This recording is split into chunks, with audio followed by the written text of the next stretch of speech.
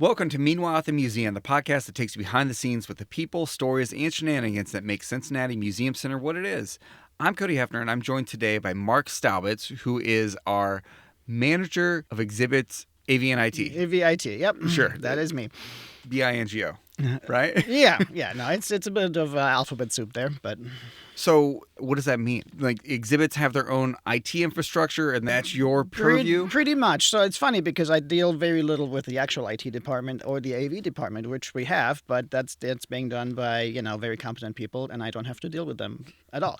So... in exhibits, we have a lot of technology on the floor. So there is we have about 150 computers and media players, and each has a screen. Are there really 150? About 150, yeah. Gosh. And we have, each has a screen or projector or other device with it. And then some have buttons and other sensors and all kinds of, little things that need to be maintained, designed, built, programmed. That's me. So if you're a guest and you're visiting the museum and something's glitching out or is not calibrated quite correctly, you're the one we should. We should point them to, right? Yeah, ultimately it'll end up in my lab, but we do have a maintenance department for exhibits. So we have three wonderful guys, Nick, Brendan, and Sean, do a fantastic job. They're like my frontline defense, and eyes, ears, and button pushers. If I'm not there, they will take care of the easy stuff, and then if it gets more complicated, they push it up to me, and I'll take care of it. So I might have to run out of a meeting all of a sudden and just go, sorry guys, bye, and run to the floor and fix something. I know a little bit about your background. I'm excited to dive more into it, but you've seen a lot of different ways, different concepts that AV and technology can come onto the museum floor. So you're not seeing the same trick over and over and over when you're walking through the exhibits. I mean, you really vary up the ways that people can engage with technology in the exhibits. We don't want to have the same thing, we pushed this button and it did a thing, and there's the same kind of button. We don't want to have the same thing over and over. So there has to be some variety. So as we're building new exhibits, we kind of keep that in mind and saying, we have a very similar thing already, one gallery over. We want to avoid that kind of thing. Do you do prototyping in the workshop where you just have a button on a stand and you say, hey, every time you guys walk by the button, just give it a push. Let's see how much this bad boy can take. So certain things we know, like the buttons are meant for arcade machines, so we know they can take a beating. Are they really? That's cool. A lot of them are. There's a couple different types. Are they making new arcade machines? Oh, yeah, that's a very popular thing. People build their own home cabinets, and, current arcades need to be maintained. So there's a cottage industry of parts available for that. That's wild. I never even thought of it. Yeah. A lot of video gamers and retro nerds are, all over that. So. Were you a big arcade kid growing up? I grew up in the countryside, so there was not a lot of arcade happening. Whenever there was, a kind of arcade machine available, I was definitely on it, but yeah. I did get my own computer at age 12. Did you really? And bought it with my own money. So, I just played at home. What kind of games were you playing? Whatever my cousin gave me on floppy disks. And it was all in, not my native language. So it was kind of a fun, learning process and trying to figure out how things work. And there was no manuals and nothing. So it was just kind of what got me into all this. So you mentioned the countryside. You mentioned your native language. Where'd you grow up? I grew up in Germany. Okay. Where at in Germany? Southwest Germany, near the Black Forest, Heidelberg, that kind of area. Oh, very cool. Yeah. How long did you live in Germany before you moved to the United States? Till I was 22. Wow. Okay. Yeah. So walk us through Marc's childhood. What was it like growing up, and what led you ultimately to working in this museum? It's kind of a meandering story, but I grew up a countryside, middle class upbringings, very small town. Everybody knew each other, and playing in the woods and in creek beds and doing all that. But then one year, my cousin had a computer and was like, "Oh, I want one of those." My parents were like, "Nah, that's just going to be a toy that's going to be sitting in the closet for after 3 weeks, and you're going to get bored with it. So we're not buying you this. It's expensive. So you can save your pocket money and allowance." And so I did chores for my grandparents and mowed lawns and all that, and then a couple of months later I bought my first computer, and then started tinkering with that. Wanted a better computer. My parents were like, "Oh, nobody will ever need more than one computer in the house, so you need to sell the old one first, and then you can get a new one." And it's like, of course. Okay. So I kind of kept doing that and tinkering with it, and ultimately started doing early internet things, and met somebody online, decided to, come for a visit. Things went well. So I was like at a good spot in my life where it was a good time to, try and see if moving to the U.S. was a thing that would work out. And You moved to the United States after meeting someone online? yes, well, I came for a visit first and spent some time together. And I had no idea. yeah. That's incredible. Yeah, it was in '97, so it was a very slow, talking was a little more tedious than it is now. There was no video chat. It was all in a very slow chat room. And yeah. That's amazing. I had no idea. Okay. All right. So you moved to the United States. I went through the whole immigration process. Eventually got married and, then got a work permit and went through a couple different jobs from like video rental to, remember personal checks? Yes. Yes, I worked for a company that made, you could send in your own photos to print your photos on personal checks. I remember that. I got a lot of birthday checks from my grandparents on horse checks. I remember it was a big deal to get a checking account set up. So in high school or late middle school or something, all right, we're going to the bank. We're going to get you a checking account set up and learn how to balance your checkbook, all that stuff. But it was exciting because you got to pick which checks.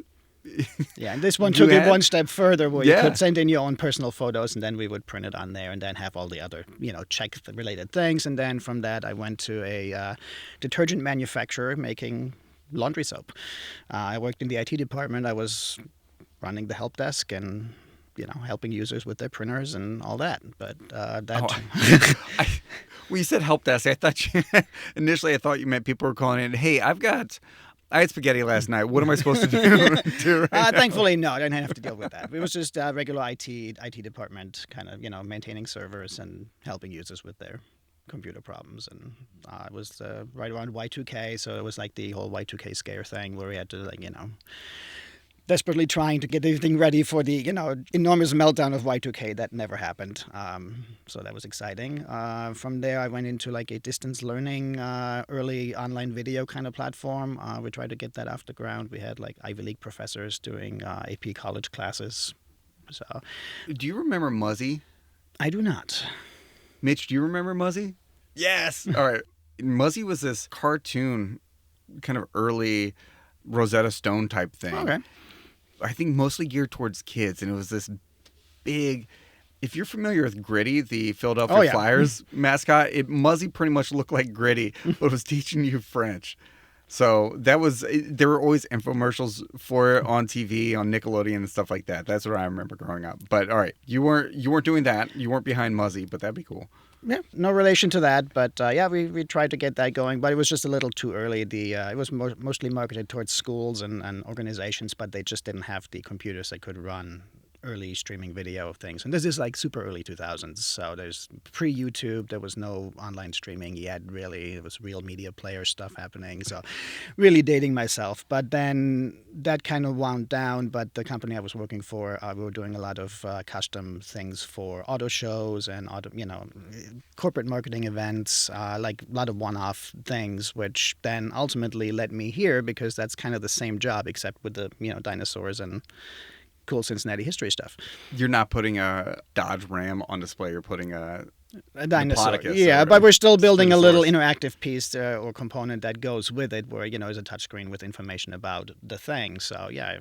But I've done everything from international press conferences where Ford releases their latest car, where they take over a whole hockey arena and take the ice out and build a giant stage and drive trucks up on it. And I've run PowerPoint for the CEO of Ford. I've done media events for Volkswagen, Audi, any automaker you can think of, I've built something for it. Just because someone's a CEO of a larger company, does that make them any better at PowerPoint?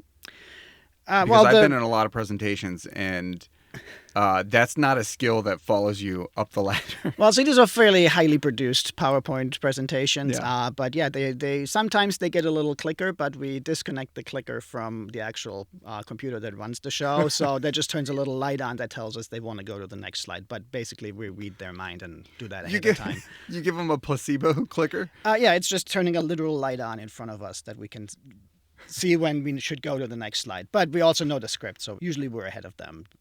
Before they even click, we go to the next thing.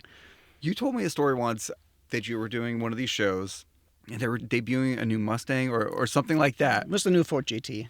Yeah, but they didn't have it gassed up and ready to go. What Well, was the it was story a there? prototype, so they didn't have the final production engine in it. It just had a placeholder engine and gas tank, and the gas tank was too small to keep it running through the entire thing. So there had to be a specific spot in the show where another car had to like rev up a little louder to mask the sound of the other engine starting up, because that was a surprise that nobody knew was coming for that extra car. It was car ventriloquism, Essentially, yeah, essentially. it was just kind of, yeah, they told the driver for one of the Mustangs when he drives onto the giant stage to really rev it hard so they could then fire up the other engine backstage, and nobody was the wiser. This is amazing. These are the trade show secrets that Oh yeah, that's we're eventually going to get in trouble for sharing. We've exposed some of the Broadway games at Kings Island, and now we're exposing yeah.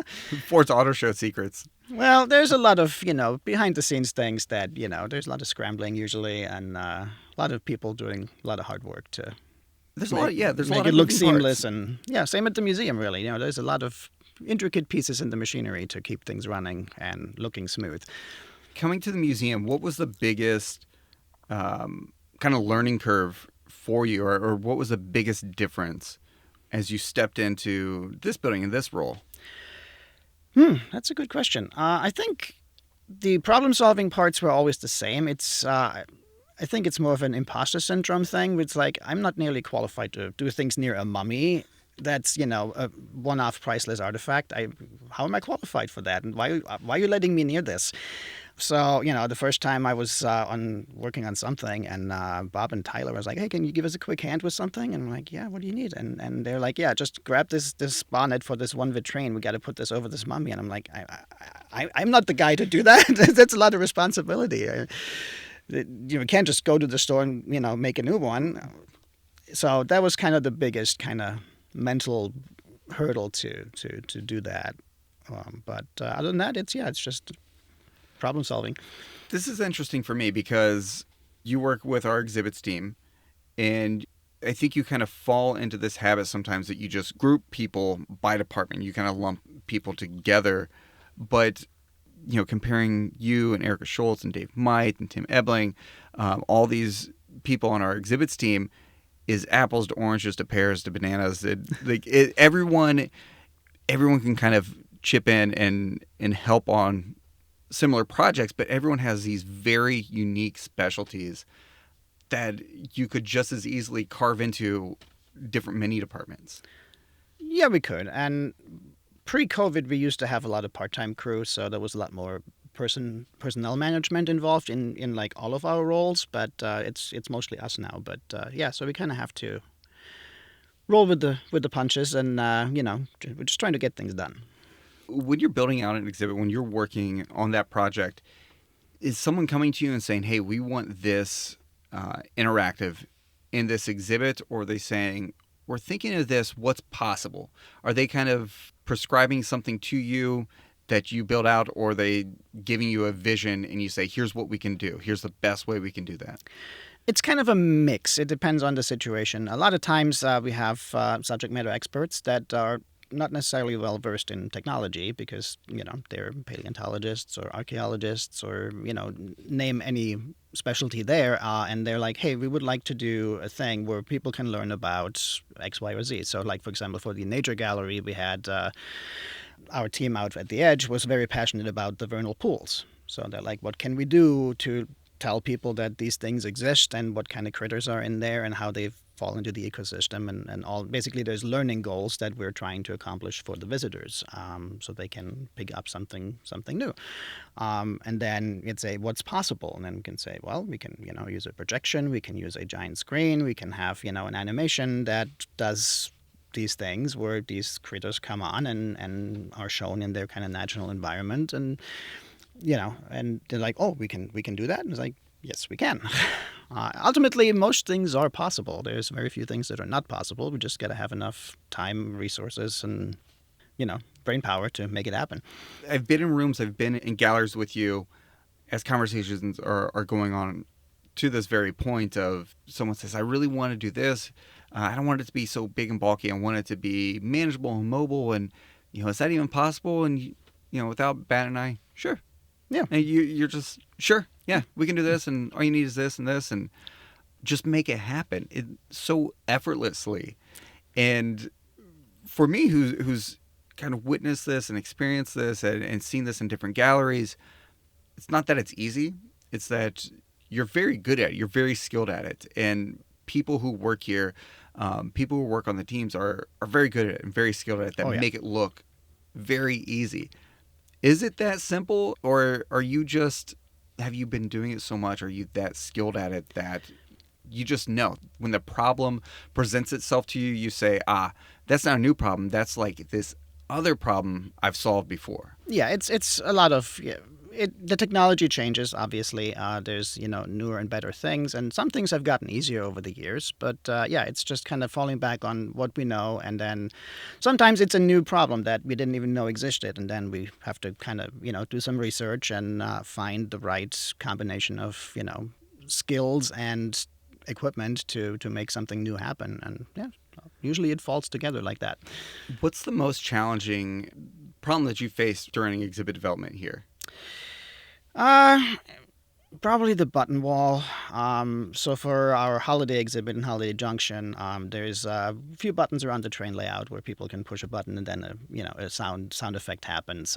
But the train masters were complaining that especially smaller children, they're just prone to just wail on these buttons, and then the sounds will just continuously play or disrupt the operations of the train table. So they asked if we could build a little station where they could happily, just push buttons and something would happen. So we envisioned that, and we built that. It's a lot of buttons. There's, I think, over 200 buttons on that thing. Are they really? Yeah. Oh my gosh. So a button that makes a sound is fairly trivial, but you multiply that by 250, it gets a little more challenging. And then there's other things you can do. There's like you can change the light effects on this giant moving snowflakes above it, and things like that. So trying to integrate all of that was kind of a... Who came up with the sounds for that? It was a group effort. Stacy Kudish helped a lot. Sarah Lima, one of our former project managers, she was helping that. Rachel, one of our exhibit designers at the time. So we're all kind of pitching in and finding things that would be appropriate. It is really fun for anyone who has kids or just knows the cliche of kids walking into an elevator and wanting to push the buttons. Yeah. This scratches that itch for them. And some of the sounds are a little kitty cat, Santa, sleigh bells, but there's also a fart button that is very accessible for all. Oh yeah, for all ages. It's very popular. We've got like one of the submarine auga kind of siren things. That's also quite popular. The train masters absolutely despise it. But the kids love it. It was a success story, I think. But there was a lot of technological challenges to overcome just with the sheer amount of wiring. And I built wiring harnesses to go behind the wall. And there's it was a thing. I've said this before. People, I think, maybe don't understand what goes into exhibit development and building out an exhibit. Sometimes there is, but there's not always a catalog to say, I want this piece or I want this particular element for an exhibit. This stuff is all custom fabricated, custom made. So you're now thinking about AV and IT issues, and a lot of people can think of, a screwdriver, a hammer, working with wood, kind of building out some of these platforms. And I'm wise enough to know I don't have the skill set to do that at all. But now elevate it to bringing in that AV aspect, and as you said, creating these electrical harnesses. When you're building out touchscreens and things like that, who's developing the content that's within it? Who's doing the scans? Who's doing the animations? And who's kind of coding all that? It comes down to which project we're doing. So each exhibit is different. Sometimes it's all done out of house. We have great partners that work with us to create content and make animations and all that. Other times it's done in-house. Present company included. Mitch has done a ton of videos for us, added subtitles and captions and all kinds of good stuff. And then we just take that content and implement it on the thing. I do some of the programming.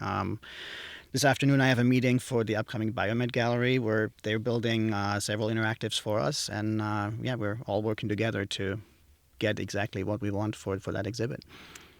These meetings are just filled with very intelligent people, and it's not just smart, very creative people who have these toolbox of skills Yep. to pull from. So as people, it's very easy to come up with ideas and visions and things like that. But to have a staff like we do, they have these unique tool sets that can say, I can bring that vision to life. I can make this a reality for you.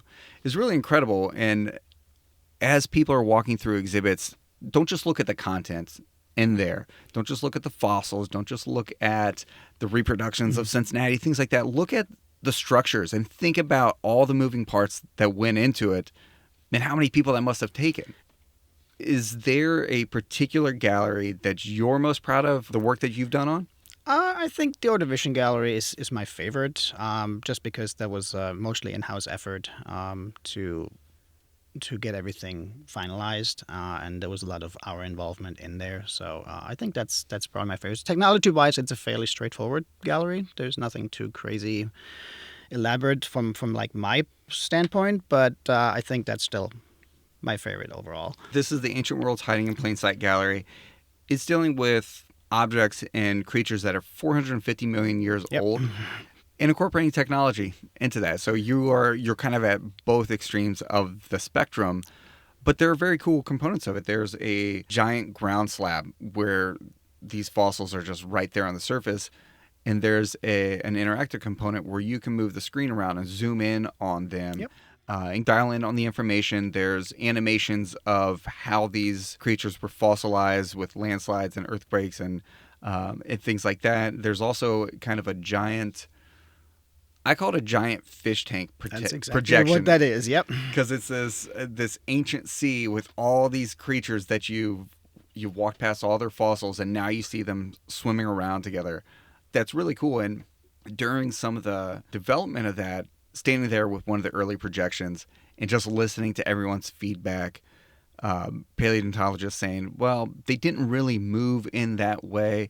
They're moving too rigid. They would actually move this way. Those are moving backwards, and other people weighing in, why the shadow comes in kind of weird. So this collaboration of people's expertise and then the vision and then figuring out what's even possible to represent that. Yeah, it was a fun process, especially since the animators are not paleontologists, so they don't know how, a Nucleosteus moves, or how, one of the cephalopods, there was too much bobbing in their movement. So, the Brenda and Glenn were very helpful in, saying, well, that's not exactly how that would have worked, and we need to change this, and the water would have been deeper over there, and a lot of things like that. And it's a fun collaborative process. But basically, we're making a movie. It's a short, looping movie. There's no dialogue or anything, but there's still a cast of characters that need to hit their timings and come on in the right time. And yeah, it was a very fun process to get that working. Do you enjoy that research aspect of it? Because you have to think about the content as well. So you're taking all the technical expertise, but you also have to kind of ramp up on the content and the kind of the educational side of it as well. Do you enjoy that? Have you kind of always enjoyed sort of the research or learning and that curiosity? Well, in my prior job, it was always, living in Michigan at the time, I was mostly automotive related, and you can only get so excited about the new, how much more MPG the new Ford gets, or, that's the research on that was, it was just content to me. It was just kind of, put the numbers in. And it's a good thing we disabled the call-in feature for this podcast because Vin Diesel would be on in a heartbeat. He'd have something to say about that. I mean, I do enjoy cars, but, it's car marketing, which is kind of the same, it's the same every year. They have a new, slogan or something. But yeah, it's the subject matter that gets a little boring after a while. And it literally is just content. It's content in, content out for me. But it's here all in the same vein, right? It's, it might be a new exciting, press event or something. Yeah, it's the challenge of the event itself is great, but the content matter didn't really. That kind of just went in one ear and out the other. But here is very different. I'm actually looking forward to it. And I've learned so much about, especially Ordovician. I had no idea about any of these things. And then like the little anecdotes that like Brenda has is just fantastic. And or working on the Nature Gallery, working with Chris Beadle and Mark and Robin. we got to do a little field trip out to the edge, and we were just walking 3 feet, and then they're going, "Oh yeah, here's this fly that only exists out here, and look at it. It's like half an inch long, but it's shiny and metallic, and it's gorgeous." And we would have never noticed that. And then you take 2 more steps, and then we learned about this root. If you crack it open, there's like this red sap coming out, and it's just mind blowing. And their depth of knowledge, and just to get to absorb just a tiny fraction of that is immensely exciting. Is it challenging then to think, there's too much information here, I want to do something with all of it, but it all doesn't fit? That happens a lot. We have to pare down and make it digestible. It would be very easy to just take everything and just throw it at the visitor, but nobody was going to enjoy that. It's just going to be too much. So there's a lot of paring down and distilling it down to the essential, this is the learning goal for this particular piece, for them to take something home with, and then, maybe do their own research after that. Let's go out of the building. Let's talk about out of museum, Marc. And that's going to take some time because you have quite varied interests, right? I seem to collect, one of my hobbies seems to be collecting hobbies. And most of the time I just kind of fall into it. So during COVID, one of the coworkers here was like, "Hey, you might enjoy caving. So I want to go caving." I'm like, "Oh yeah, that sounds interesting. I've never done that before. I've been to like Carlsbad Caverns or, other caves that, you pay your ticket and you take the elevator down, or, you walk in and there's lights and everything." And he's like, "Well, it's not quite like that. You might have to rappel down 200 feet to get into the cave. And then there's a lot of crawling and mud and other things involved, but it's, places nobody's ever been to." So that's like one thing I got into during COVID. And I'm doing trail running, mountain biking, as of last year, fencing and rowing. Another COVID project was I got a drone license, so I could, do some videography to support the other hobbies, to, take photos of it. And how many events short of a full Olympic team are you at this point? I can probably do like a pentathlon or something. Is there any fear of failure for you? I mean, sometimes I think, I would be very interested in doing that, but what if I'm so bad that it's not even fun, and I've invested this time, or I bought the equipment? I'm kind of a generalist, and I'm also fearless? I'm kind of not fearless. I'm stubborn, I think. So it's like I'll keep at it until I'm, at least amateurishly competent. But it's for some reason I'm okay at a lot of things, as I find out. I'm not great at many of them, but I'm generally pretty decent at the stuff I keep doing. So let's dive into a couple of them, because I'm just very curious about them. So rowing. This is crew, right? This is multiple people on a boat. How many people? We're doing sculling, which is you have 2 oars, so that usually caps out at about 4 people per boat. You can do that as a single person. There's doubles, and then there's... So each person has 2 oars? Yep. And the goal is to all pull in unison? Yep. Yeah, you follow the person in front of you, and you try to stay in sync. So you're following the person that's at the farthest back, so there's no delay or rippling effect through the boat. If you're all pulling at the same time and in perfect sync, it's a thing of beauty. But I figured it would be a nice upper body exercise, and I learned it is not. It is mostly legs. There's a little bit of core and then a tiny little bit of T-Rex arm at the end to complete the stroke. So still no upper body strength over here. It's all legs. Is the strategy deep, long pools, or is there a time for kind of shorter, faster rows? So it depends. So if you're racing, which I haven't done yet, I'm not nearly good enough because rowing, oddly technical. I did not expect that. I figured, you pull on the thing and no. Does it take a lot of rhythm? It takes a lot of rhythm and getting it smooth. Any kind of jerky movement is going to disrupt the flow. So you want to be all in sync and pulling smoothly. But there's a sequence to things where there's you're pushing with your legs, and then partway through you kind of transition to leaning back a little further, and then at the very end you pull your arms up. It takes time to learn that. There was an intro weekend. We barely got 2-3 strokes in as a group at the end of that, and then there was multiple classes throughout the summer last year where you're learning all that, and then at the end we can kind of we can get by. Are you doing this on rivers, lakes? Mostly on the Licking and partially on the Ohio.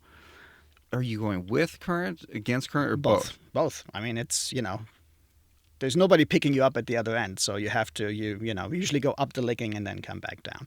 So in a competition, in football, you flip a coin and there's gamesmanship. We want to be on this side of the field because if we have to kick, we're with the wind. Is there gamesmanship in crew and rowing where you say, all right, we get to pick which direction we start? So for the rowing, I've been doing. Is there like a visiting team? Well, there's for like actual regattas, so the actual races, there's a lane set up and everybody goes the same way, and there might be some benefit to being in a certain lane because of river bends or something, but that's all handled by very smart people that figured out how to make that an even playing field. For the rowing I'm doing, it's very casual, so we just go out for the joy of rowing, and people do it for different reasons. Some people just want to be out on the water, for others it's exercise, and then there's some very competitive people that do thousands and thousands of meters every year, or millions of meters sometimes. Is there actually a person on the boat who's yelling commands at you, or is that just the four rowers? So it's called a cox for the single oar rowing. So they keep like 4 to 8 people in sync, which takes a little more effort. For the sculling that I'm doing, you follow the person in front of you. So there's it's called the bow. That gives some commands when it says, "Oh yeah, we need to turn." So the bow all the way in the back says, "Yeah, hey, we need to pull a little harder on the left," that sort of thing. But so we have a captain, if you will, but they're not constantly going, pull, pull, pull.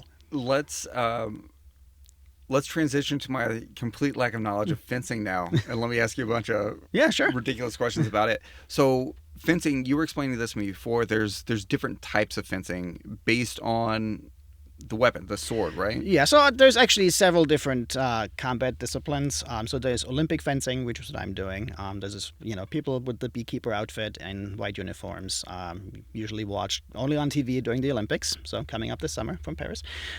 There's also a couple other historical reenactment, martial art kind of things. There's a couple different things where you can do like broadswords and other crazy, so there's one that uses axes and two-handed swords and all kinds of crazy stuff. But cool. I'm not doing any of those cool things. Do they have edges on them, or are they the actual? I think they're blunted for the most part, but I'm not an expert on that.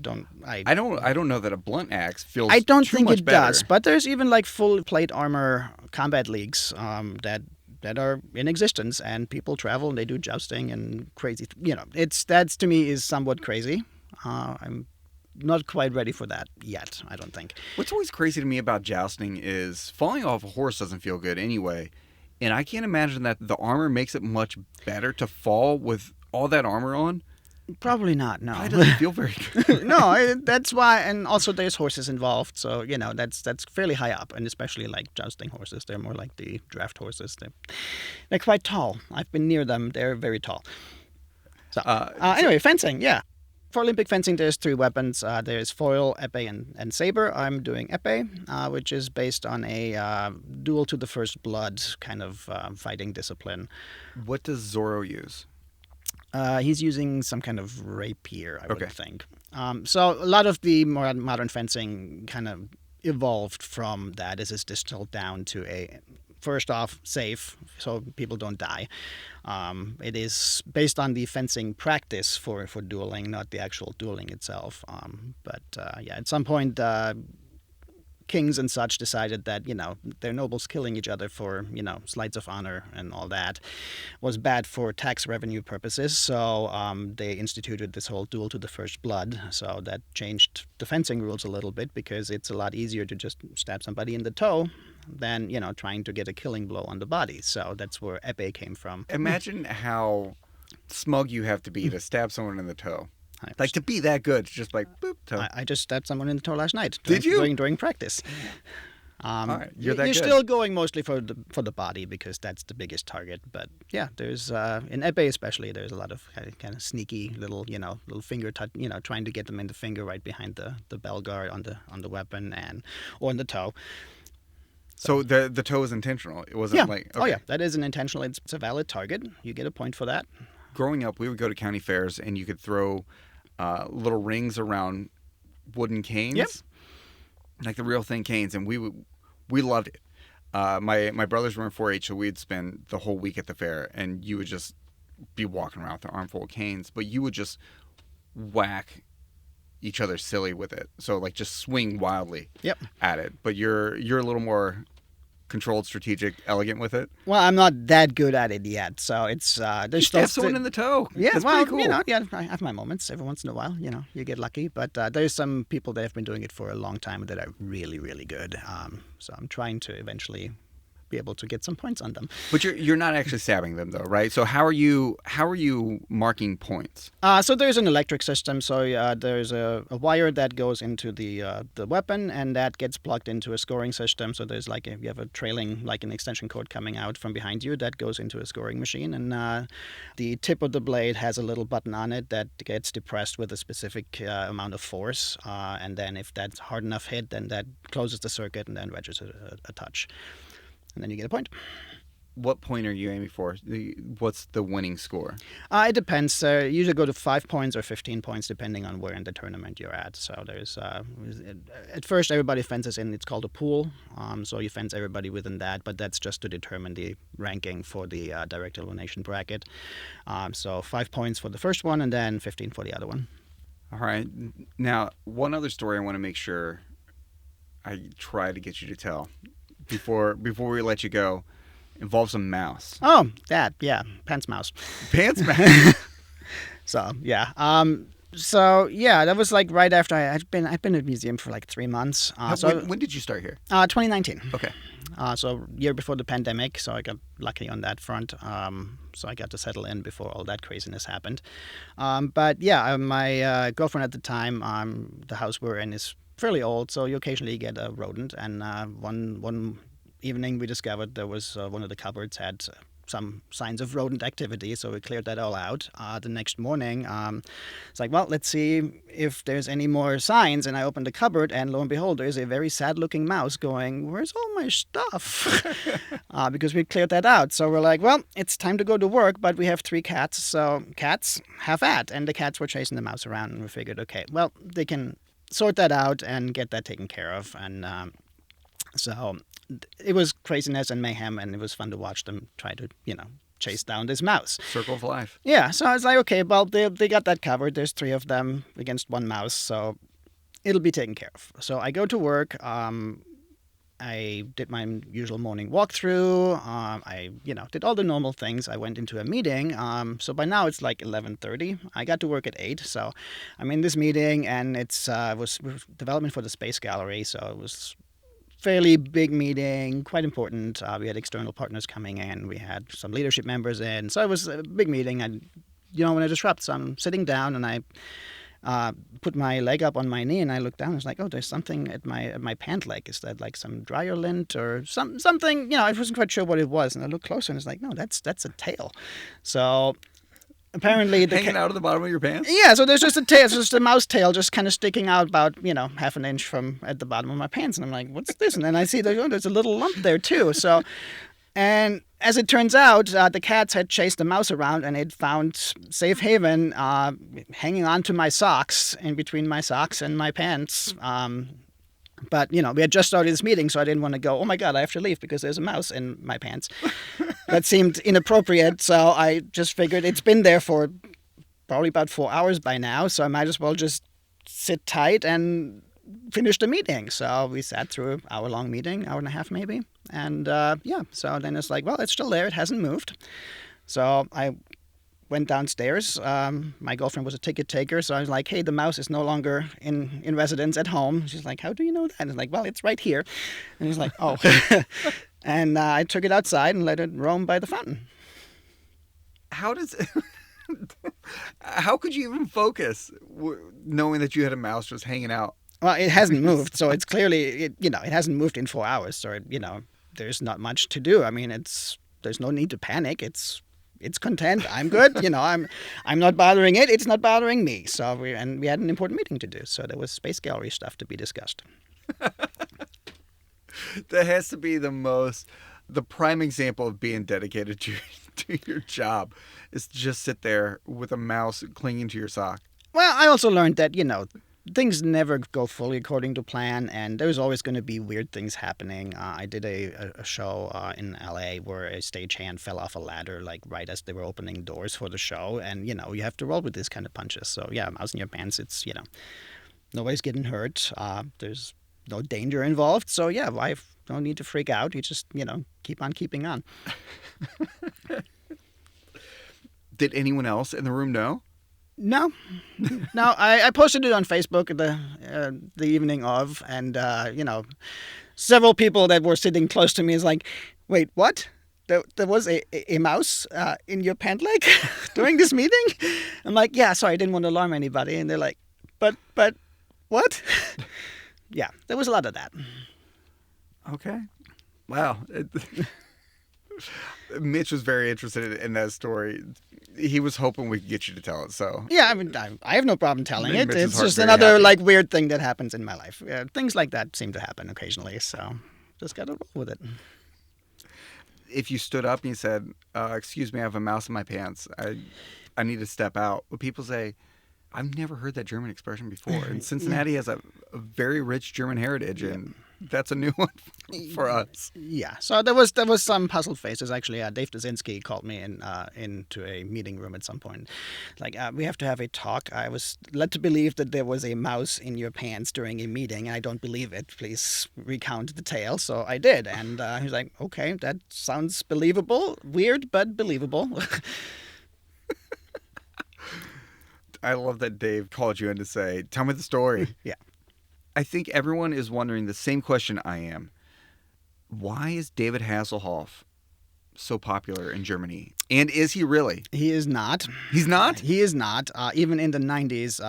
Where does this come from? I think he just kind of showed up when the wall came down, and especially East Germany didn't have a lot of exposure to him, so they figured, oh, here's an American rock star / actor. He's very popular. He must be It's popular. interesting He's that here. you led with Rockstar. But Well, they saw him performing, on top of the wall coming down. So that was kind of, he must be famous, and clearly he must be good because he's here and famous in some fashion. But because this would have been late 80s, early 90s. late 80s, so kind of spanning Knight Rider and Baywatch. Did Baywatch start at that point? Yeah, that was all a thing. But East Germany didn't have didn't have access. it, yeah. Didn't have access to American TV shows as much. So it was just kind of and he's a famous American star. He was in TV shows and all that. So clearly he's a star, but he's not any more popular. He just kind of showed up and made himself a thing. But yeah, even during that time, we went to hang out with a friend one time and we were going through his stack of CDs, and there was like 2 David Hasselhoff CDs, and we made fun of him for years that he had those. And he didn't even buy them. They were given to him by some well-meaning relative, and he's like, "Oh my God!" But yeah, not even ironically. yeah, no, they were saying some grandma gave him 2 CDs, and yeah, we made fun of him for years for that because David Hasselhoff is pretty awful as a So, did he sing in German? No, I don't think he did. He No, just sang English. I have a vague memory of him in some light-up denim jacket on top of the Berlin Wall or some crumbled down remnant of it, doing something about freedom. So it was just kind of a moment in time, and then it became a thing. But yeah, everybody thinks he's super popular in Germany. He's not. Who had the bigger moment in Berlin? Hasselhoff on the wall or JFK with the... Ich bin ein Berliner. Yes. So the funny thing is, a Berliner is a type of jelly-filled donut. So everybody did like a kind of, chuckle about that even now, long time later. So I read about this. I read this book, and it's about presidential speechwriters, and it's crazy the number of hands a lot of these speeches get passed through, especially that one, because it was going to be this big international relations speech, and it's going to have all these ripple effects. They were on the flight, and someone goes, "A Berliner is a donut," and they go, "It's too late to change it. Just leave it." Yeah, But it also is it's a term for somebody living in Berlin. So Was it- it is not entirely wrong. It's just there's a second meaning for it. It's one of those things that get lost in translation sometimes. And companies these days have entire departments dedicated to finding in some Malaysian dialect that means something bad and we shouldn't be using that. Or like, the Chevy Nova comes to mind with the no-go. Right. Growing up, did you have a particular perception of America before you moved? Yeah, so most of it was shaped by what you see on TV, and we had American TV shows, so it was like, oh yeah, there's Baywatch, that was one of the freely available things where you didn't need cable for that, and like big cities, skyscrapers, that sort of thing. Maybe some Grand Canyon thrown in for good measure, but that's kind of the overarching image you get. And then coming here was like, oh yeah, there's actually a lot more open space and a lot more nature. Especially when my parents came over, they were like, oh my God, we were expecting to be in some Rust Belt hellhole, and we're leaving from the airport and there's nothing but little lakes everywhere. And there's like, oh, there's a lake, here's a lake, there's a lake. And it's like, oh my God, all this nature. And just the expanse of space is like the biggest shock. There's a lot of funny stories going around where people are coming from Europe and they're saying, oh yeah, and we're starting in Detroit or Chicago, and then we're going to go to Niagara Falls, and we'll take a quick road trip to, LA or something, or the Grand Canyon. And it's like, okay, how long are you here for? Do you have 4 weeks to do all this traveling? And they're like, no, we'll just drive over there real quick. And it's like, this is like a day and a half drive. You were that, right? And they're like, no, can't, what? Drive over there. We'll hop on a train. Both. And occasionally I still get it too, where my family calls me and they're like, are you okay? I'm like, yeah, why wouldn't I be? And they're like, well, there's a hurricane happening. And it's like, yeah, but that's it. That's like at the East Coast. That's like 1,200 miles from here. And so imagine the distance from my hometown to Rome. And they're like, oh. People, especially in Cincinnati, there's a really strong German heritage. Do you feel that? What feels most familiar to you, or what feels most like where you grew up?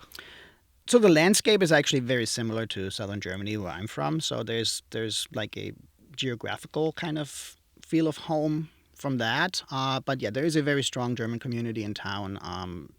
Living in Michigan in the countryside, there was none of that. So there was, some town might have a German restaurant, but that's not run by actual Germans anymore. Usually that's several generations removed, and they have some German-inspired dishes, which is fine, but it's not quite the same. Here in Cincinnati, there's actually multiple options of actual Germans cooking actual German food.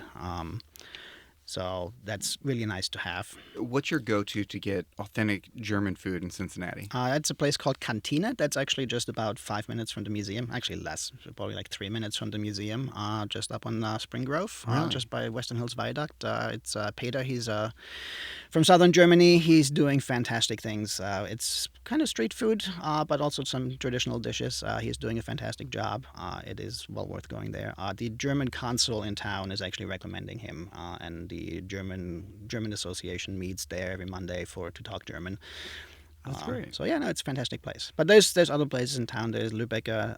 There is another place that's not technically German, but it's German heritage over in Dayton, Kentucky, called Tupa Baking Company. That's really good. And I'm sure I'm missing some. But what's your favorite German dish? Ooh, there's too many. It's like picking your favorite child or something. I like to eat. I like to cook. Probably a schnitzel with some spätzle and maybe some mushroom sauce or something.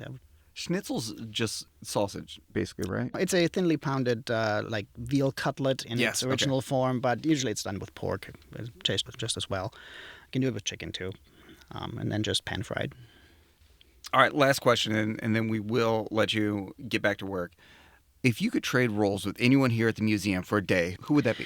I've been thinking about that because I knew the question was coming, and I'm struggling with it because this building is full of so many talented and driven people that it's hard to pick one.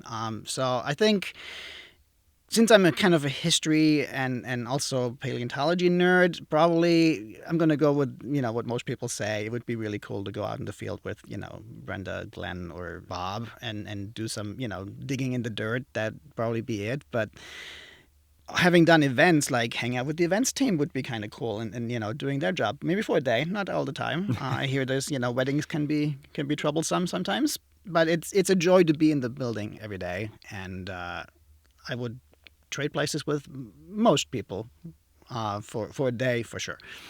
Is there anyone you would trust to trade places with you?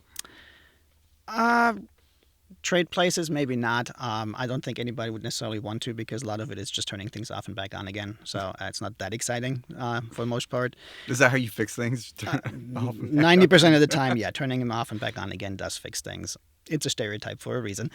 But I'm generally on hand to assist. So even if I'm not here and people are filling in for me, I can talk them through and on what to do. I haven't really trained anybody to do all of it, but if it came to that, it could be done, yeah. What's it like in the exhibits department? To me, it's kind of this Willy Wonka world, where magic happens. And does it feel like that? Like, what's the vibe down there? It kind of is. We're all kind of like the misfit toys that, we hang out in the basement a lot and build crazy things and trying to build them in a way that, doesn't get broken within 5 minutes on the floor because we have some very strong children in Cincinnati that get a little rowdy sometimes or don't know their own strength yet. We build things that are too fun, that are too engaging. Yeah, exactly. They get too much love. It is. We're all very creative people and doing a lot of problem solving and trying to do something cool. And we get to build some really cool stuff and we get to prototype things and see what works and what doesn't. And how do you decide who gets to control the music down there? Oh, you mean in the shop? In the shop, in the shop? Because when you're walking through the building, if you're walking on the lower level past the shop, it smells like sawdust, which is wonderful. Yep. If you're not hearing a saw or something going, there's always music coming out of there. Yep. Who's your DJ? It depends on who's there that day. So Dave Might has his own little area. He has his own little Bluetooth speaker back there, and a lot of CCR and stuff coming out of. Dave Might is more like the classic rock kind of guy, and then Erica has a pretty good mix of kind of like James Brown kind of stuff. Chris Novi, being the talented musician that he is, he always has something eclectic to listen to. If John Hour's doing things, it might be a little more EDM kind of oriented. So it really just depends on who's there that day and what mood they're in. What's your go-to? Oh, my music taste is all over the place. I'm going from classical to, classical to Hasselhoff. To... very little Hasselhoff in that department, but I do have some Rammstein in there and some harder stuff. But I have a ever-growing playlist that I just put my sort of kind of favorites in there, and some electro swing in the mix, and it's a wild ride. All right, well, if you're looking to party, we'll give you directions to the shop because the energy is always very high down there. It's a great place. Sure. Marc, thanks for joining us. Appreciate you spending some time with us. And thank you to everyone for listening to Meanwhile at the Museum. Remember, if you liked what you heard, please rate, review, and subscribe. But more importantly, come see for yourself. Visit cincymuseum.org to see the latest reasons to visit. If you have any questions, comments, or just want to tell us how much you love the show, send us an email at meanwhile@cincymuseum.org. Thanks for listening.